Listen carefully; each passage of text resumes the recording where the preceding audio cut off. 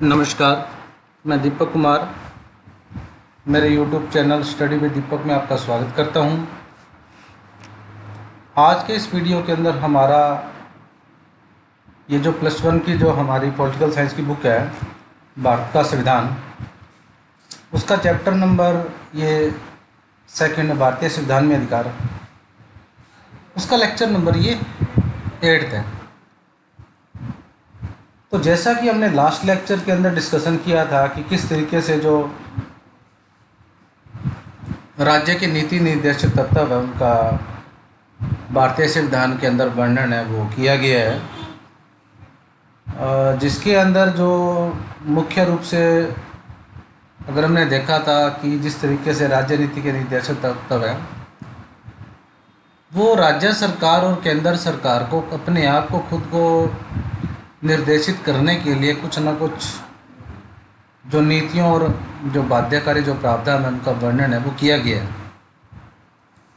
लेकिन मुख्य तौर पे जो इसमें अंतर पाया गया था राज्य के नीति निर्देशित तत्वों के अंदर,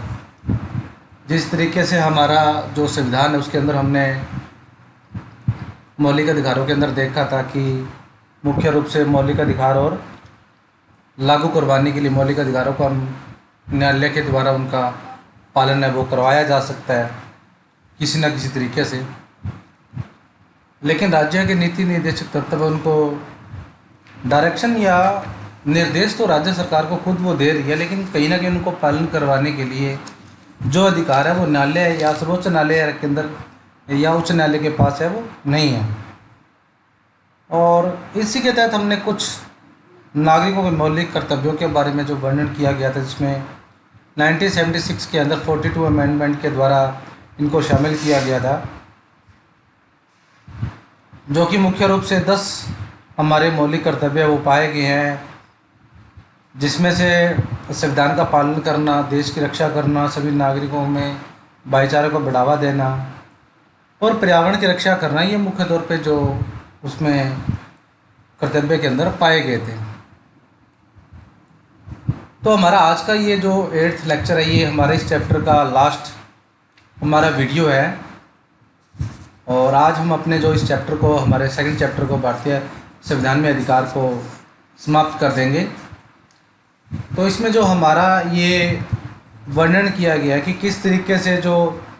नीति निर्देशक तत्व है और मौलिक अधिकारों में आपस में किस तरीके से इसमें संबंध है वो पाया गया, इसकी रूपरेखा, इसके तत्व कौन से तत्व है, इसका रिलेशन मौलिक अधिकारों के साथ, और मुख्य रूप से जो संपत्ति का अधिकार है उनका वर्णन वो किस तरीके से किया गया है, हम इस वीडियो लेक्चर के माध्यम से समझने की कोशिश वो करेंगे। तो मौलिक अधिकार तथा नीति निर्देशक तत्व एक दूसरे के पूरक के रूप में देखा जा सकता है। अगर हम इसके आपस में संबंधों की बात करें तो नीति निर्देशक तत्व और मौलिक अधिकार है मुख्य रूप से एक दूसरे के पूरक है वो माने जा सकते हैं। कहीं ना कहीं इनका जो संबंध है कहीं इनडायरेक्ट रूप से हो, लेकिन कहीं ना कहीं एक दूसरे के पूरक है वो माने जा सकते हैं। पूरक का मतलब होता है किसी चीज़ की संपूर्णता दूसरे के तत्व के ऊपर निर्भर है वो रहती हो। तो नीति निर्देशक तत्व है उनकी संपूर्णता मौलिक अधिकारों के अंदर शामिल है और मौलिक अधिकारों की संपूर्णता नीति निर्देशक तत्वों के अंदर शामिल है। जहाँ मौलिक अधिकार सरकार के कुछ कार्यों पर प्रतिबंध लगाते हैं, वही नीति निर्देशक तत्व कुछ कार्यों को करने की प्रेरणा वो देते हैं। जिस तरीके से हमने अधिकारों के माध्यम से देखा था कि मौलिक अधिकारों के द्वारा कुछ न कुछ सरकार के कार्य के ऊपर उसका प्रतिबंध वो लगाई जाती है। जैसे हमने विचार की स्वतंत्रता की, कार्य करने की, कोई पद को धारण करने की स्वतंत्रता के बारे में देखा था कि सरकार के द्वारा उनके ऊपर प्रतिबंध है, या कार्य करने की क्षमता, चाहे शिक्षा का अधिकार हो, सांस्कृतिक या शैक्षणिक अधिकार हो, धार्मिक स्वतंत्रता का अधिकार हो कि अपनी वो उन अधिकारों के माध्यम से अपना जो धार्मिक अधिकार है या किसी भी तरह के अधिकार उनका प्रयोग वो कर सकते हैं। और सरकार की कार्य प्रणाली के ऊपर कहीं ना कहीं प्रतिबंध है वो लगाए जाते हैं। इनकी सरकार का जो कार्य प्रणाली है उनको कहीं ना कहीं रोक लिया जाता है। और इसी के एवज में जो नीति निर्देशक तत्व है वो सरकार को कुछ करने के लिए जो नीतियाँ हैं, जो कार्य उनको प्रेरणा है वो देता है, यानी कि किस तरीके से उनको कार्य को निर्देशित है वो किया जाता है, और कार्य करने की जो प्रणाली को वो अग्रेसित है वो करता है। सरकार की कार्य करने की प्रणाली को वो अग्रेसित है वो करता है। मौलिक अधिकार खास तौर से व्यक्ति के अधिकारों को सुरक्षित करता है, पर नीति निर्देशक तत्व पूरे समाज के हित की बात करता है। जिस तरीके से हमने देखा था कि मौलिक अधिकारों के माध्यम से सिर्फ और सिर्फ जो मानव के व्यक्ति के अधिकारों को सुरक्षित करने के लिए वो संरक्षित माना जा सकता है, और उन्हीं के अधिकारों की जो रूपरेखा वो निर्धारित करता है। लेकिन नीति निर्देशक तत्व है वो राज्य सरकार के द्वारा या केंद्र सरकार के द्वारा पूरे के पूरे समाज के द्वारा उत्थान की नीति की जो बात है वो की जाती है। लेकिन कभी कभी जब सरकार नीति निर्देशक तत्वों को लागू करने का प्रयास करती है तो वे नागरिकों के मौलिक अधिकारों को टकरा सकते हैं। यानी कि जब भी कभी सरकार के द्वारा नीति निर्देशक तत्वों को लागू करने का प्रयास किया जाता है राज्य सरकार के द्वारा, केंद्र सरकार के द्वारा, तो वे कहीं ना कहीं कुछ न कुछ ऐसे मौलिक अधिकार कुछ कार्य प्रणाली के द्वारा उसमें टकराव है वो देखा जा सकता है। यह समस्या तब पैदा हुई जब सरकार ने जमींदारी उन्मूलन कानून का फैसला वो किया था। इसका विरोध इस आधार पर किया गया कि उससे संपत्ति के मौलिक अधिकार का हनन होता है। यानी कि जब नीति निर्देशित तत्वों और मौलिक अधिकारों के बीच में जब टकराव की बात आती है तो इसके अंतर्गत जैसे कार्य करने की क्षमता या व्यवसाय करने की क्षमता के तहत अगर जिस तरीके से जो सरकार के द्वारा जमींदारी उन्मूलन करने के लिए कानून है वो बनाया गया था, और जिस तरीके से सरकार की जो तयशुदा थी जो सरप्लस की ज़मीनें थी वो सरकार के द्वारा जमींदारों से ले ली गई थी, तो कहीं ना कहीं मौलिक अधिकारों के माध्यम से उसका हनन है वो माना जा सकता है। इसी के तहत उससे पहले जो संपत्ति का अधिकार वो मौलिक अधिकार माना गया था और उसको बाद में मौलिक अधिकारों से हटाकर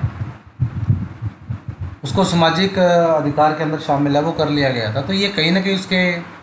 मौलिक अधिकारों का हनन है या टकराव है वो माना जा सकता है। लेकिन यह सोचकर कि सामाजिक आवश्यकताएं व्यक्तिगत हित से ऊपर है, सरकार के नीति निर्देशित तत्व को लागू करने के लिए संविधान का संशोधन है वो किया जाता है। जिस तरीके से हम इनके बारे में व्यक्तिगत उद्देश्यों के बारे में राज्य सरकार के द्वारा व्यक्तिगत हितों का जो व्याख्यान है वो किया जाता है, उसके माध्यम से हम देख सकते हैं कि जो राज्य सरकार के द्वारा मौलिक अधिकारों को लागू करने के लिए राज्य सरकार नीति निर्देशित तत्वों से ऊपर है, उनके तत्वों को लागू करने का संविधान में संशोधन करने का अधिकार है सरकार के पास ही रहता है। यानी कि सरकार के द्वारा संविधान में संशोधन करने के द्वारा जो मौलिक अधिकार है उनको कहीं ना कहीं रोक दिया जाता है या उनकी रोकथाम है वो लगा दी जाती है, और राज्य की नीति निर्देशित तत्वों के द्वारा कहीं भी राज्य सरकार के ऊपर है वो रोकथाम है वो नहीं लगाई जा सकती। इससे एक लंबी लड़ाई शुरू हुई। कार्यपालिका और न्यायपालिका ने इस पर परस्पर विरोधी दृष्टिकोण अपनाया था। जिस तरीके से उसमें व्याख्या की गई थी, जिस वजह से उसकी कार्यप्रणाली को अपनाई गई थी,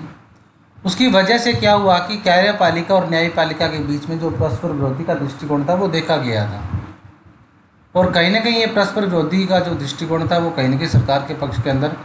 उसमें द्विपक्षीय नीति अपनाने के लिए दृष्टिकोण अपनाने के लिए वो देखा जा सकता है कि किस तरीके से राज्य सरकार के द्वारा न्यायपालिका के द्वारा उसका अलग अलग विरोध है वो पक्ष है वो लिया जाता है, क्योंकि कार्यपालिका के द्वारा कहीं ना कहीं उसके मौलिक अधिकारों का हनन करके राज्य सरकार के द्वारा नीति निर्देशित तत्वों का जो मौलिक अधिकारों का प्रयोग वो हनन है वो रोकथाम लगा दी जाती है। लेकिन कहीं ना कहीं नीति निर्देशित तत्वों के संबंध में राज्य सरकार के द्वारा कोई डायरेक्शन है या कोई सूचना वो घोषित है वो नहीं की जाती। सरकार की मान्यता थी कि नीति निर्देशित तत्वों को लागू करने के लिए मौलिक अधिकारों पर प्रतिबंध लगाए जा सकते हैं। जिस तरीके से राज्य सरकार के द्वारा ये फैसला किया गया है तो उसी आधार पर राज्य सरकार की यह मान्यता है कि वो नीति निर्देशित तत्वों को लागू करने के लिए जो भी मौलिक अधिकार कहीं ना कहीं सरकार के द्वारा उसका व्याख्या की गई है, वर्णन किया गया है, न्यायपालिका के द्वारा उसकी व्याख्या की जाती है, तो कहीं ना कहीं कार्यपालिका के द्वारा उसके ऊपर प्रतिबंध है वो लगा दिया जाता है। जिस तरीके से धारा 144 हम देखते हैं कि शांतिपूर्ण उद्देश्य के लिए सरकार के द्वारा धारा 144 लगा दी जाती है, और कहीं भी केंद्र या राज्य सरकार के द्वारा व्यक्तियों के इकट्ठा होने के ऊपर प्रतिबंध है वो लगा दिया जाता है। इसके पीछे यह धारणा थी कि लोक कल्याण के बारे में अधिकार बाधक है, यानी जिस तरीके से व्यवस्था बनाएगी उसकी वजह से ये माना जा सकता है कि जो नीति निर्देशित तत्वों के प्रयोग करने के लिए मौलिक अधिकारों का जब हनन कर लिया जाता है तो उसके पीछे ये धारणा बना दी जाती है राज्य सरकार के द्वारा, केंद्र सरकार के द्वारा कि कहीं ना कहीं लोक कल्याण के मार्ग में अधिकारों को बाधक है वो माना जा सकता है। यानी कि जिस तरीके से धारा 144 का प्रयोग किया जाता है तो कहीं ना कहीं राज्य सरकार की नीतियों को कार्यापूर्ण अपनाने के लिए उसका रोकथाम करने के लिए उसके अधिकार में बाधक है वो माना जा सकता है।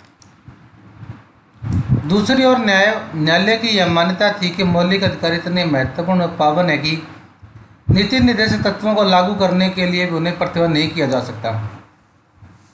जिस तरीके से राज्य सरकार नीति निर्देशित तत्वों को लागू करने के लिए मौलिक अधिकार के ऊपर प्रतिबंध लगा सकती है तो उसी ठीक उसके विपरीत है वो न्यायालय के द्वारा इनका जो प्रावधान किया गया, इनकी व्याख्या की गई, उसके अंदर ये स्पष्ट रूप से प्रावधान किया गया कि कहीं भी नीति निर्देशित तत्वों को लागू करने के लिए राज्य सरकार के द्वारा, केंद्र सरकार के द्वारा नागरिकों के मौलिक अधिकारों के ऊपर प्रतिबंध है वो नहीं लगाया जा सकता। यानी कि उसको किसी भी तरीके से उनके अधिकारों को कम नहीं किया जा सकता, उनके अधिकारों को प्रतिबंध है वो किसी तरीके से नहीं किया जा सकता। तो इस तरीके से हम विवाद की स्थिति के अंदर उनके अंदर स्पष्ट रूप से व्याख्या वो देख सकते हैं। और आगे आ जाता है हमारा, इसने एक और जटिल वाद विवाद को जन्म दिया है। वह संविधान में संशोधन से संबंधित था। सरकार का मत था कि संसद संविधान में किसी भी अंश या प्रावधान में संशोधन है वो कर सकती है। अब इससे संबंधित एक और जो विवाद की स्थिति पैदा हो जाती है, जिस तरीके से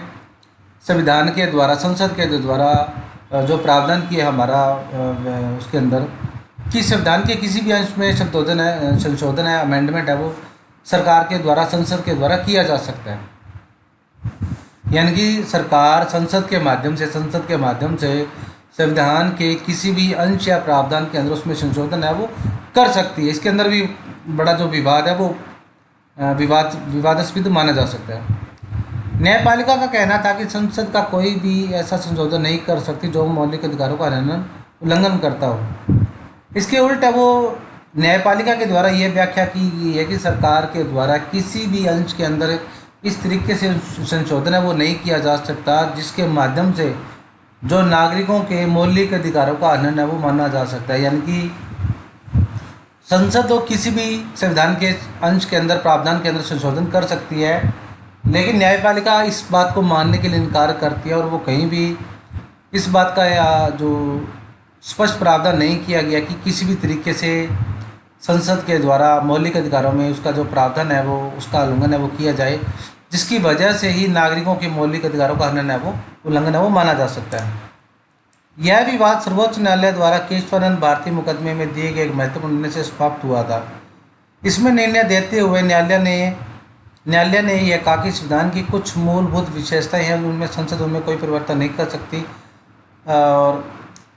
अब जिस तरीके से विवाद की स्थिति अगर मानी जा सकती है कि उसके जिस तरीके से जो कार्यपालिका है वो संविधान के किसी भी संविधान के जो अंश के अंदर, प्रावधान के अंदर उसमें संशोधन कर सकती है, लेकिन जब ये न्यायपालिका के द्वारा इसकी व्यवस्था की गई तो इसके अंदर स्पष्ट रूप से इसमें जो विवाद है वो न्यायालय द्वारा दिया गया था, जिसका जो विवाद है स्टेट वर्सेस केशवानंद भारती मुकदमे में दे सकते हैं, जिसके माध्यम से न्यायपालिका ने ये पूर्ण रूप से ये स्पष्ट निर्णय देते हुए कह दिया कि संविधान के द्वारा किसी भी अंश में संशोधन तो कर सकती है, लेकिन उसके संशोधन करने से, संविधान के संशोधन करने से अगर संविधान का मूल ढांचा है, उसकी जो विशेषता है, अगर उसमें परिवर्तन है वो अगर संशोधन कर सकती है तो उसको संशोधन नहीं माना जा सकता। यानी कि संविधान के मूल अंश के अंदर अगर उसकी मूल विशेषता ही अगर नष्ट करने के लिए अगर कोई संशोधन किया जा सकता है सरकार के द्वारा, तो वो किसी भी तरीके से वो मान्य नहीं होगा, उसमें मान्य नहीं माना जा सकता। यानी कि सरकार संसद के द्वारा संविधान के किसी ऐसे अंश में संशोधन नहीं कर सकती है जिसकी जो मूल विशेषताएं हैं वो स्पष्ट उसमें जो प्रावधान है या उसका संशोधन है वो किया जा सके। और इसके अंदर स्पष्ट रूप से जो प्रावधान है इसके बारे में हम समझा, हमारा संविधान के अंदर जो एक अध्याय है जो कि 9th चैप्टर के अंदर दिया गया है, उसमें स्पष्ट रूप से पढ़ेंगे। अब हमारा संपत्ति के अधिकार से संबंधित कुछ दिया गया है, उसके बारे में थोड़ा सा आप विशेषता पढ़ सकते हैं कि किस तरीके से उसको एक सामान्य जो कानूनी अधिकार है उसको बना दिया गया था हमारे मौलिक अधिकारों को छोड़ करके, वो देख लेते हैं। मौलिक अधिकारों और नीति निर्देशक तत्वों के पीछे एक महत्वपूर्ण कारण था कि मूल संविधान में संपत्ति अर्जित स्वामित्व संरक्षण का मौलिक अधिकार दिया गया था, लेकिन संविधान में स्पष्ट रूप से कहा गया था कि सरकार लोक कल्याण के लिए संपत्ति का अधिग्रहण कर सकती है। जिस तरीके से संपत्ति का जो मौलिक अधिकार दिया गया था और उसको संविधान के अंदर संशोधन या मान्यता दी गई थी, इस तरीके से ये माना गया था कि कोई भी व्यक्ति पर्सन नागरिक है वो अपने स्वामी निजी हित के लिए स्वामित्व के लिए संरक्षण है वो मौलिक अधिकार के तहत संपत्ति का अर्जन वो कर सकता है। लेकिन सरकार के द्वारा भी ये स्पष्ट प्रावधान किया गया था कि किसी भी लोक कल्याण के लिए लोक कल्याण पॉलिसी बनाने के लिए सरकार के द्वारा जो उसकी नीतियाँ हैं, जो संपत्ति है उसको अधिग्रहण है वो कर सकती है। 1950 से सरकार ने अनेक ऐसे कानून बनाए जिसमें संपत्ति के अधिकार पर प्रतिबंध लगा दिया गया था, यानी कि अलग अलग कानून के द्वारा सरकार के द्वारा अलग अलग